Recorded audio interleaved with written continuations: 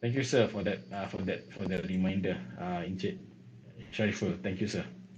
Yeah, I'm so sorry. I forgot to hit the record button earlier. Okay, anyway, no problems. I can still share the slides. Okay, the information will be still on the slides. So, ladies and gentlemen, what's about self-management? And let me tell you some of the concepts you pandang kali pertama mungkin you dah tahu kan, but actually no, it's something really different. Self-management, wholeness, and evolutionary purpose. Okay. Now, self-management is all about how we're going to be efficient. This is all things we have heard before, like Saranjit. Yes, hold on. Okay, just hold on.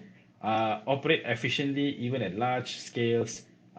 It can be with the system of peer relationship. Okay, so things are going to change. Okay, we're going to get done with all this hierarchy, this pyramid, and all these things, and we're going to introduce, or rather, I'm going to share with you concepts which are really mind-boggling, which how things are done just based on peer what you call this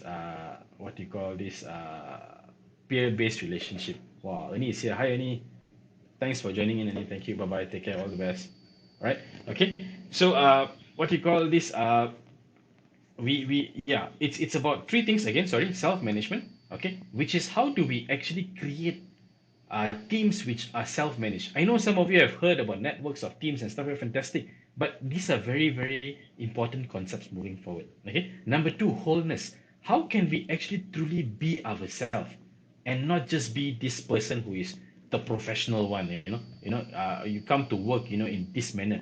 Can there be a platform for us to also bring our other parts to work? For example, if let's say you disagree with somebody. Okay, let's say you are sitting in a boardroom and let's say you are a middle manager, you are sitting in a boardroom and you disagree with something. Are you brave enough to voice that out? Are you brave enough to say, excuse me, Dato or Tan Sri, I disagree with you? Are you brave enough to say that? Is the environment allowing you to do so? This is only one bit of the wholeness. Okay. The next one is evolutionary purpose. Evolutionary purpose is, ladies and gentlemen, can we truly respond to how things are? Why do we need to predict and control? Okay, because in this era, very difficult to predict and control. What we need to do is truly we need to be able to respond, okay, to how the situation is, to how the current VUCA world is. Okay, if you have your plan and you mati-mati nak capai your plan kan, it's not going to work in these current times because you will need to change your plan. You will need to be able to sense. An organization is made out of people, and people are not fixed. They are not rigid. They are always revolving. Hence, the element of sensing must be there. Okay, instead of trying to predict and control, okay, what we need to think about is how can we project and also respond to the situation, right? So these are the three concepts. Let me go into a little bit more detail. Let me look at the time. As usual, we are always behind time. Okay, I tend to talk a lot. If you have any questions, ladies and gentlemen, please do ask. Okay, I'm going to go through the concepts very quickly. All right. So, ladies and gentlemen, let me introduce to you this company. It's a Dutch company. Okay, Buzok. Okay, I hope my pronunciation is correct, lah. Okay, and this company is basically a very good example of how they are living up to this new paradigm. All right. Now it's a nursing company. It's basically a company which gives care, lah. Okay, it gives care for people who are sick. Right. This company now is about 10,000 people large. Okay, and they work in small teams. They no longer have all the layers lah. They no longer have all the hierarchical layers like uh, seniors, juniors, what do you call this, leaders, operational operators. They don't have all that. They just work in teams of 10 to 12 people. Okay, this is interesting. They have many small teams. When I bacha, they have something like 850 to about 900. There you go, 850 teams of 12 people, 10 to 12 people. That's how they operate. Basically, that's how they operate. Okay, and this team, between their team, okay, these local teams, they decide who they want to serve, how they want to allocate their task, okay, where they want to rent their office, how they want to integrate with the local community. I mean, how they want to do their business lah. Okay, which doctor and pharmacist they want to work with, and how to collaborate with nearby hospitals. Okay, they monitor their own performance and they take corrective actions if productivity drops. Nothing to do with bosses. Tak ada concept boss dalam this whole what you call this first breakthrough ni, self management. The boss punya role has diluted, supervisor punya role has diluted. Okay, there you go, the last bullet kan. Teams don't have team leaders. Management tasks are spread across the team member. Okay, the team members, all of whom are nurses. Okay, so that means you have 12 nurses. Okay, katakanlah 12 nurse ni datang. Okay, antara these 12 nurse ni, they will play the management role, they will play the finance, all of them will share the role. Okay, so it's very interesting. It's something like network of teams. I guess some of you from distribution probably would have heard about network of teams, probably living up to networks of teams. Okay, now this organization started in 2006, and today they are doing very, very, very, very well. Okay, and they are now they have spread it out all the way to 24 countries. Okay, of course that's globally, right? And they only have a very small what you call this corporate. You want to, they don't use the corporate office, they call it back office. Okay, which keeps about 45 staff. Okay, 8% what you call this which is very much smaller than what other organizations have lah. Okay, and these people are only taking care of only very, very minor things. They have like, they don't have leaders, they don't have that, they have coaches rather than leaders. Okay, let's go into a bit more detail. Let's try to understand what do they actually do. Okay, so when we talk about self-management teams, right? What does it really mean actually? Okay, what does it really mean? Okay, let me just skip this slide. Okay, I think this. Okay, this is what it exactly means. Okay, how are decisions being made?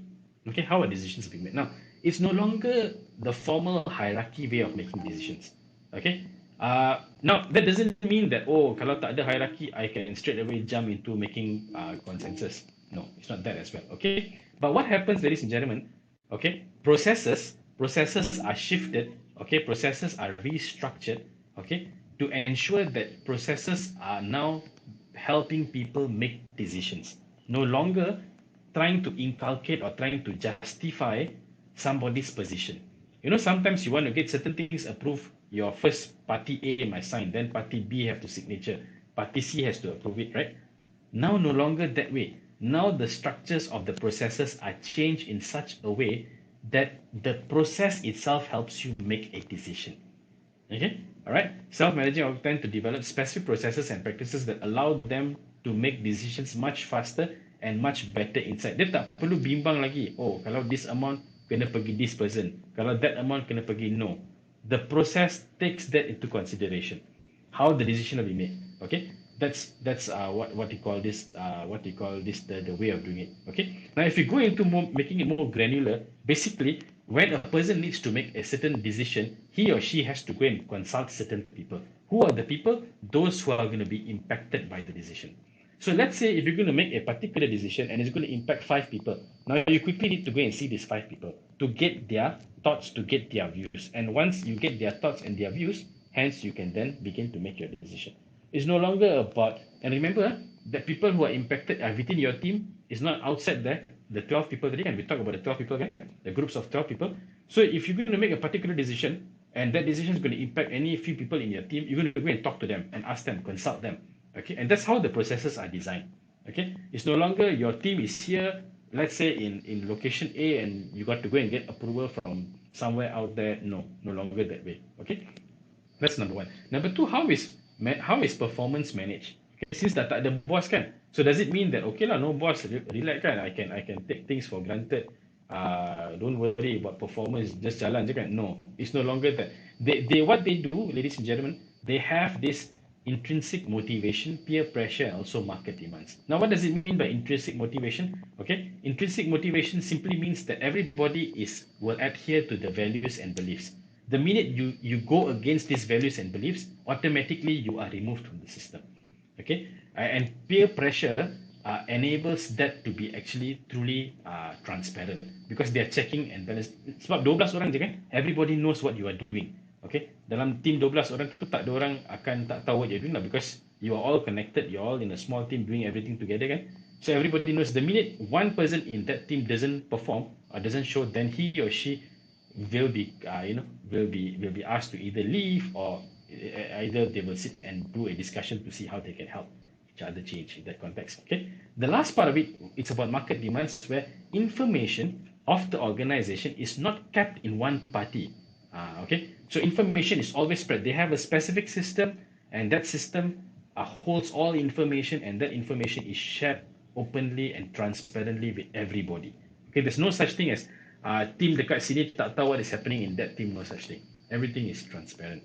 Okay, so therefore there's a check and balance between the peers himself, between the 12 people themselves.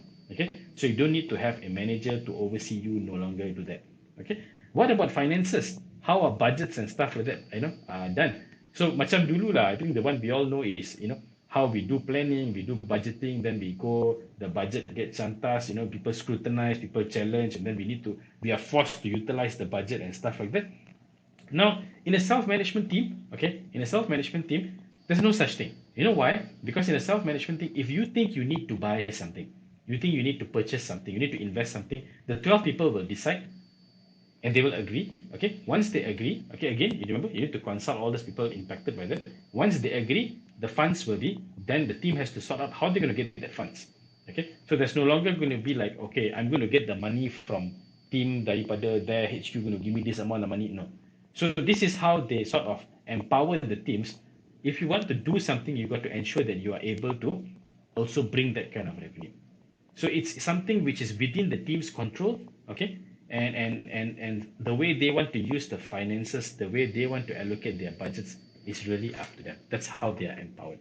Okay. So basically the key word here is empowerment. All right. Ladies and gentlemen, I'm supposed to show you a video, but I will pass this video for now. Okay. I will go on to the next part of it. All right. The next bit of it is to achieve these three things, to achieve this self-management, we need to have these assumptions put in place. Number one, we have to trust each other. Number two, information and decision making. Number three, we have to be responsible and accountable. Now, all these things are done in the process of onboarding a person at the very beginning. Okay, so it's not so easy as the way we just say it, but of course, they have their ethics which they follow. Okay, they have their ethics which they follow, and these ethics are built on these three pillars when it comes to self-management. Trust, okay, it simply means that we can relate to each other with the positive what do you call this, intent. Okay, information and decision making. Every one of us is able to handle difficult and sensitive information. Okay, and then responsibility and accountability. Okay, everybody must be comfortable with holding others accountable to their commitments through feedback and respectful confrontation. Right. So these are some of the things. And again, it's not going to be something which is easily done in organizations. Okay, especially established organizations. The next one, ladies and gentlemen, is wholeness. Okay, wholeness. That means kesempurnaan lah. I would like to say if it's in bahasa lah. Okay, right. Now this is about how we can bring our true self to work. Right? This is how we can bring our true self to work. Just not one side of us, but basically our whole self. Okay. This means that you should be able to be the same person at home or at work, with your friends, with your family. Why do we need to have this two perception? Why do we need to have this two face? Why do we need to wear this mask? I'm a different person at home. When I go to work, I'm this professional dude. In the house, I'm this playful, joking, funny kind of guy. But in the office, I'm this serious, very, very rigid kind of person. Why? Why do we need to have all this? Okay. Now, this is because of the certain set of codes and conducts which organizations have imposed on us. Okay, so it's nothing wrong. It's nothing wrong for us to sometimes, if there's a need for us, for example, a very simple example, okay, if there is a need for us to go to the let's say okay, your how do I put this? Let's say your son or your daughter or your child, okay, your child you need to take them to school for a certain reason, to meet the school teacher and stuff like that. Okay, the old paradox of it is I got to go and get I got to apply for a few hour leave or take time off and stuff like that. But what it simply means over here is that you got a responsibility because you are a father, you are a parent, you also got a job. Okay, remember, people talk about work-life balance. There's no such thing actually. Work-life balance is work-life integration. Is one life anyway. Can all right. So what happens here is that why do you need to take leave and why do you need to ask for time off? Because that's part of your life. All you have to tell your boss is, I need a 2 hour break. Okay, I will come back and replace that 2 hours some other time. But now I need to go and look into my family's affairs. Example. Okay, this is what it means. Okay, and at times this can sound a little bit, yalah, spiritual kan? Because we talk about sometimes people want to do meditation, sometimes people want to go and do yoga, or sometimes people want to even, what do you call this, uh, want to do certain other things. Okay, which is within the working time, right? So it can sound sometimes really strange, but actually what truly we want to do is we want to use language and connect to people in a very human manner. That's what wholenesses is all about. Okay, all right. So ladies and gentlemen, these are some of the practices. Okay, Papa, we passed this. Now, what are the assumptions we need to put in place for this concept of wholenesses to work? Five things. Equality. Okay, equal worth. That means you and me. There's nobody better. Okay, all right. Whether you are more senior, you are more junior, you are richer by your background or whatever, it doesn't matter. Safe and caring workplace. Okay, all right. In any situation, we will respect each other's emotions. Overcoming separation. Okay, now overcoming separation here simply means that we recognize that we are deeply interconnected, part of a bigger whole that includes nature and all form of life. Right? This is I know these concepts can be very very heavy, not so easily understood. Okay, and then learning. Learning here is about how do we actually truly learn from failures. There's no such thing as failures. There's only learning opportunities. And finally, how do we deal with relationship and conflicts? Okay, are we open enough to talk to people? Okay, if let's say certain person in the organization says something, are you able to go and tell that person, look, I disagree with you because I think this is how it should be done. Okay, this is what it means by relationship and conflict. So ladies and gentlemen, these are the assumptions which are needed for the wholenesses. And finally, okay, to the third part is about evolutionary purpose. Okay, now this is among all the three kan, I think the self-management one is the most difficult. Second is this one, and then the third one is tadi lah, wholenesses lah. Okay, wholeness. Okay, this one is really challenging. You know why? Because we are so fixed in our ways of doing things. We are so much into predicting and controlling rather than rather than trying to sense and response. Okay, what does it mean?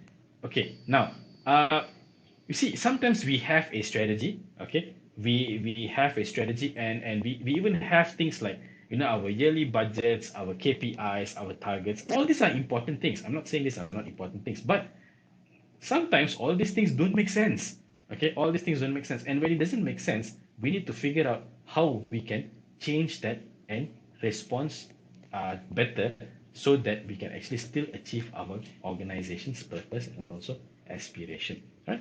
Certain KPIs. Okay, some people are, let's be obvious lah, I have seen certain people by the month of October, they come and tell me saya dah capai KPI saya. So November dengan December, my life is going to be pretty much easy lah. Sebab I dah capai my target for my KPI this year kan. Dah settled.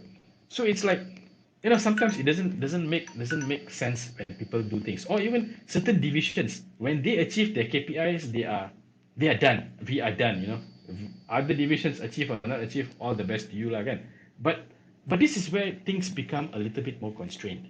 Okay, but what this sort of evolutionary purpose is all about is about having life into the organization. Now, again, organization is made out of people, and people they're not rigid, they're always changing. We always need to sense and respond. That's how we human beings are. We do not just fix our ways and move towards that fixed way. No, certainly we have goals. I'm not saying goals are bad. Okay, we need goals, we certainly need goals, but how we achieve those goals, okay, this is where we need to be more, the word is agile lah. Okay, we need to be able to sense and also, what they call this, respond rather than react in given situations, right? So ladies and gentlemen, that's a little bit about evolutionary purpose. Okay, yes, we will need to be able to deal with things like competition, marketing, profits, all this lah, budgets and stuff like that. Okay, these are some of the practices, right? And what are the assumptions? What are the assumptions we need? These are very challenging ones. Number one, collective purpose. Okay, we view the organization as having a soul and purpose of its own. Now, I know it's not easy. Yeah, again, I'm saying this is not simple stuff which we can just take and run with it. No. Okay. Next one is individual purpose. Not only we have a collective purpose. Okay, right now, like through the TNB identity, I think it's very much relevant that we have this collective purpose. Okay, The next one is we have individual purpose, right? And the third one is planning for the future. We still need to plan, okay, but not control and predict. Okay, we don't do that anymore, right? And finally, it's about profit. Of course, profit. Everybody knows profit is important, okay. But if you focus on your purpose, profits will follow. That's the whole idea. That's the whole idea. It's not we follow our profits, then our purpose will be achieved. That's utter nonsense, right? Okay. We follow our purpose and profits will follow. That's the way it should be. So, ladies and gentlemen, I know my time is like you know, way up, and some of you may have found this to be very dry. I'm so sorry if it's really very dry and not fun and stuff like that. I have another video which I'm not going to show all of you because I guess it's going to take up time. So these are some of the examples of the companies. Okay, they are this. You know, I remember I mentioned to you about 12 companies which Frederick Lalux actually went and researched. Okay, these are the 12 companies. Okay, you can go check them out. You can see how they are operating, and how they have actually evolved with the current management paradigms. And I think it wouldn't be long, maybe 10, 15 years time. Probably we will need to have consultants come and tell us how to live up to these ways. Okay, but nevertheless, we can already start that journey by probably start reading, start finding out, and trying things in our own way. So, ladies and gentlemen, this is what we are here for. I'm not here to just present to you something which you can easily do, but I'm here to challenge the way we think, the way we operate our organization. Since we are talking about energy transition, we're talking about different ways of doing things, right? I think it is time that we learn to also have prototyping in our management style. Okay, how we experiment, how we evaluate, we learn, refine, and then we adapt, right? We can always start off with simple steps, okay? Nevertheless, okay, define what are the pain points, what are the issues. That's the easiest step to do. Number two, develop real insights, okay? And certainly get the people affected to be involved, right? Don't just assume. Let's truly ask people. Let's observe people, interview, do surveys, get the customer, if the customer needs to be involved, get them involved. Get the what do you call it? Get your subordinates involved if you want to make decisions like how self managed teams make decisions. The third one, ladies and gentlemen, come up with proposals, okay, and try to make these proposals be cross-functional. Because remember, we talked about self-management again, network of teams. I think retail and also distribution are doing fantastic work in that network of teams. Okay, I think retail, they have very much advanced. They are actually doing a pilot. Go learn about it. I think it's very fascinating to see how they are operating, and that's pretty much going to be the future, right? Number four, let's not get things so perfect. All right, it's about when we talk about prototyping, it's about trial and error. There's no such thing as perfection in experimentation. It's just about trying out something, okay, and making that something happen for all of us, right? So, ladies and gentlemen, the last part of it is about us, how we actually uh, capture all this learning together. How do we capture all this learning and make things actually truly happen for all? Otherwise, all the above which we do, right, it will be of no value if we are not learning, we're not capturing the learning and stuff like that. And finally, it's all about iteration, and also that's what experiments is all about. It's about iteration. So, ladies and gentlemen, if you like something like this, if you want to embrace something like this, moving forward, I'll be more than happy to work with you. Insas Consulting Group will be more than happy to work with you. I know this is something which is truly out of this box. Okay, maybe you have experienced it. I truly have experienced it. I tak sempat nak share my experiences with ET Ideas as well. Okay, and also with my other team, Insas Consulting Group and Quantum Solution, how we actually started implementing bits and pieces of all this, what you call this, evolutionary management style. So again, ladies and gentlemen, if we are talking about culture, remember culture is all about leaders' behavior, and that's what you and I are all going to be one day future. Probably some of you are already leaders here. Okay, it's for us trying to adapt and trying to evolve consciously. Okay, towards adapting and embracing better ways of what do you call this, managing organizations, and this could be a way forward for all of us, something for all of us to ponder about. All right, the evolutionary management style, or even we're going to call it the teal organization. Okay, where we talk about self-management teams, we talk about wholeness, and we also talk about evolutionary purpose. So, ladies and gentlemen, with that, I would like to once again thank you all. If you have any questions, please feel free to ask. All right, and I'll be more than happy to take questions. Otherwise, don't forget to purchase the book Reinvent Organization by Frederick Laloux. Okay, with that, my name is Saranjit Singh. If you have any questions, you want to contact me, you want to talk about this concept, I'll be more than happy to talk to you. We can share a lot of experiences. Okay, and this is truly very evolutionary. Okay, for some of you, probably this would have been really boring, but let me assure you, 10 years, 15 years to come, this will certainly be the way forward. All right. So with that, ladies and gentlemen, terima kasih till we meet again. Jumpa lagi. Bye bye.